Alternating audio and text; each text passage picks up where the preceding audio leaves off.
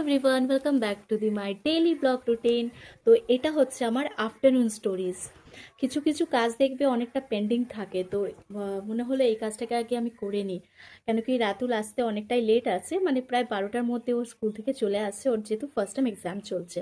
আর এমনি টাইম তো 1:30 পৌনে 2টোর মধ্যে আসে, তার মাঝখানে অনেক কাজ হয়ে যায়। তো এই কাজটা পেন্ডিং ছিল বলতে, রেগুলার বেসে তো স্কুল ড্রেস কাচা ধোয়া এগুলো তো হতেই থাকে, আয়রন এগুলো তো রেগুলার বেসে করেই নিই।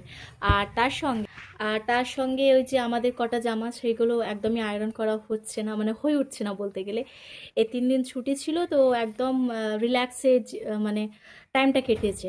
তারই মধ্যে অনেক কাজ ছিল, তো এটাকেই হয়তো বলে টাইম ম্যানেজমেন্ট।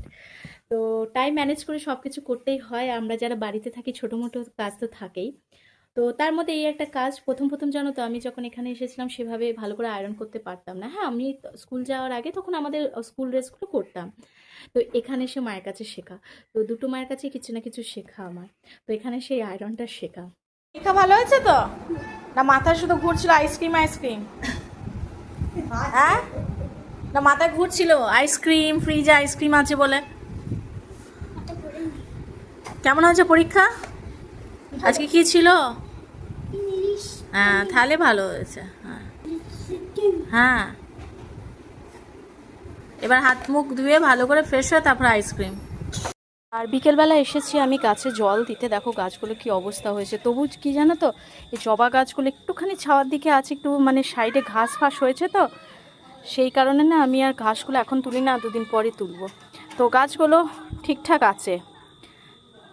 এদিকে জবা গাছ, এই স্ট্যান্ডে সব আমি নামিয়ে দিয়েছিলাম শুধু জাস্ট রোদের জন্য। আর এই আম গাছটা, এবার এটাকে আমি একটা বড় টবে ট্রান্সফার করব।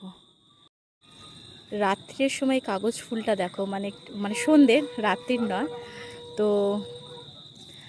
আর সাদা রঙের কাগজ ফুল কি সুন্দর লাগে, দূর থেকে দেখতেও বেশ ভালো লাগে, কাছ থেকে তো অবভিয়াসলি ভালো লাগবেই।